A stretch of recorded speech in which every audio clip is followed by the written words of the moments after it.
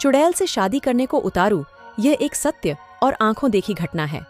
हमारा गांव गोंडा जिले में पड़ता है। ये उस समय की बात है जब गांव में 18-19 साल की उम्र में सब लड़कों की शादी हो जाती थी। उनमें से एक मेरा मित्र रमाकांत भी है। उसकी शादी 3 साल पहले हो चुकी थी और अब उसका गौना भी आ गया था। उसकी बीवी बहुत निडर थी। इसको मैं निडर इसलिए बता रहा हूँ कि उसकी निडरता एक दिन बहुत भारी पड़ गई थी।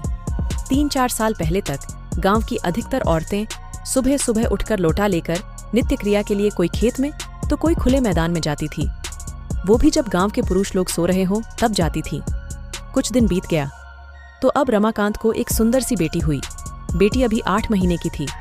उस समय उसकी बीवी सुबह सुबह अकेले उठकर खेत में चली गई और अपने सासू माँ को या फिर अपनी जेठानी को भी नहीं जगाया।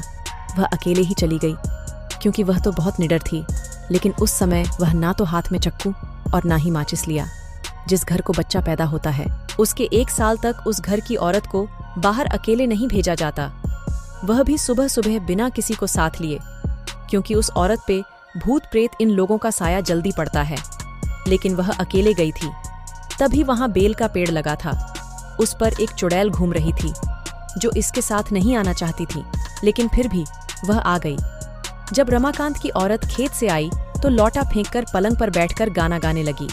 बगल में ही खाट पर लेटी हुई उसकी बच्ची जोर जोर से रो रही थी, लेकिन वह तो गाने में व्यस्त थी, इसीलिए उसे सुनाई नहीं दिया। इतना देखकर रमाकांत चिल्लाने लगा कि बेटी को उठाओ, क्या तुम्हें सुनाई नहीं दे रहा है कि वह रो रही है? फिर भी बीवी ने जवाब नहीं दिया। तब तक रमाकांत की भाभी आ गई और वह समझ गई कि यह कौन है और रमाकांत को इशारा किया कि जाओ दादाजी को बुला लाओ। इतना सुनते ही रमाकांत समझ गया कि मेरी बीवी के ऊपर कोई चुड़ैल का साया है। तभी भाभी ने दादाजी का नाम लिया। तब तो रमाकांत पलंग पर बैठकर दादागिरी झाड़ने लगा और बोला कि तुम कौन हो? यहाँ पर क्यों आई हो? क्या तुम मुझसे शादी करना चाहती हो? तब तक गांव की कुछ औरतें और कुछ पुरुष मजा लेने के लिए इकट्ठा हो गए।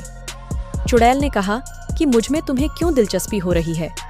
क्यों मुझसे शादी करने के लिए आतुर हो? तो रमाकांत झट से बोला कि मैं कुछ काम धंधा तो करता नहीं, लेकिन अगर तुम साथ रहोगी तो धन दौलत लाती रहोगी। चुड़ैल ने हंसकर बोला, ऐसा कुछ नहीं होता। हमारे में भी कोई ना कोई मुखिया जरूर रहता है जो धन दौलत की रखवाली करता है। तुम चाहो तो हमारी दुनिया में चलो, तब मैं तुम्हें सब कुछ दूंगी, पर अभी नहीं, क्योंकि तुम जीवित हो। रमाकांत समझ गया कि अब मेरे हाथ कुछ नहीं आने वाला है, तो उसने बोला कि ब्राह्मण परिवार में आते हुए तुम्हें डर नहीं लगा? और नीचे बैठे हुए सब लोग मजे लेते हंस रहे थे। तब तक दादाजी भी आ गए और बोला कि यहाँ से सब लोग हट जाओ और अपने अपने घर जाओ। इतने में रमाकांत की बीवी भी पलंग से नीचे उतरकर सिर पर पल्लू डाल दिया और चुड़ैल भी चली गई। तब रमाकांत मन ही मन बड़बड़ाने लगा कि इनको भी अभी आना था। अगर थोड़ी देर बाद आते तो क्या पता मैं भी मालामाल हो जाता। बेचारा रमाकांत बहुत दुखी हो गया।